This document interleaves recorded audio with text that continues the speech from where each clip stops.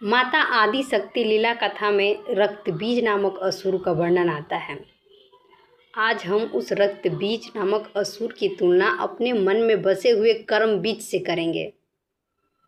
ये कर्म बीज भी उसी रक्त बीज के भांति है जो हमारे मनोभूमि में अनेकों विकार उत्पन्न करता है।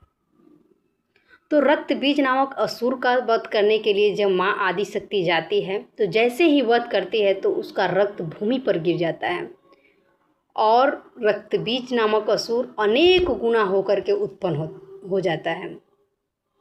तो ऐसे में माँ आदि शक्ति जब ब्रह्मा जी के पास गई और उसे वध करने का तरीका पूछी तो ब्रह्मा जी ने बताया कि रक्त बीज नामक असुर का संहार तभी हो सकता है जब उसके रक्त भूमि पर न गिरे।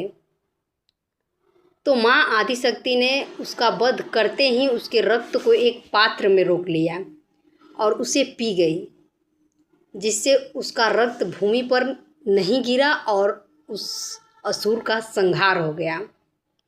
ठीक उसी तरह से हमारे मन में भी कर्म बीज है। हमारे मनोभूमि में संस्कार कर्म बीज ही तो है जो अपने समान विकारों को उत्पन्न करता है, बहुत सारी विकृतियों को उत्पन्न करता है।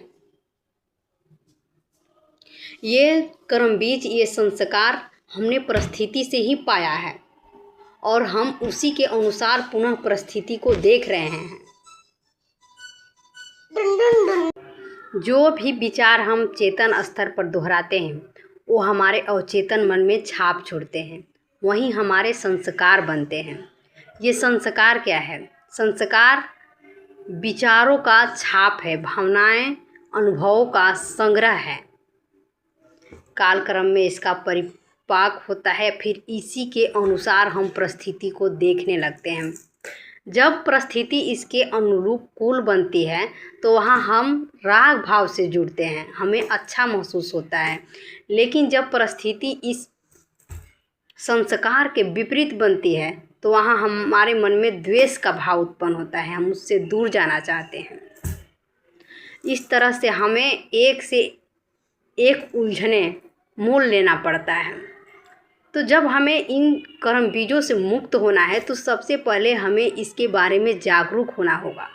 जब हम जान जाएंगे अपने संस्कारों के बारे में, अपने कर्म बीजों के बारे में, तो हम उन बीजों को ही उखाड़ फेंकते हैं जो हमारे अवचेतन मन में संस्कार के रूप में पड़े हुए हैं और इतने सारे झमेले, इतने सारे दुख दर्द लेने के लिए मजबूर करते हैं।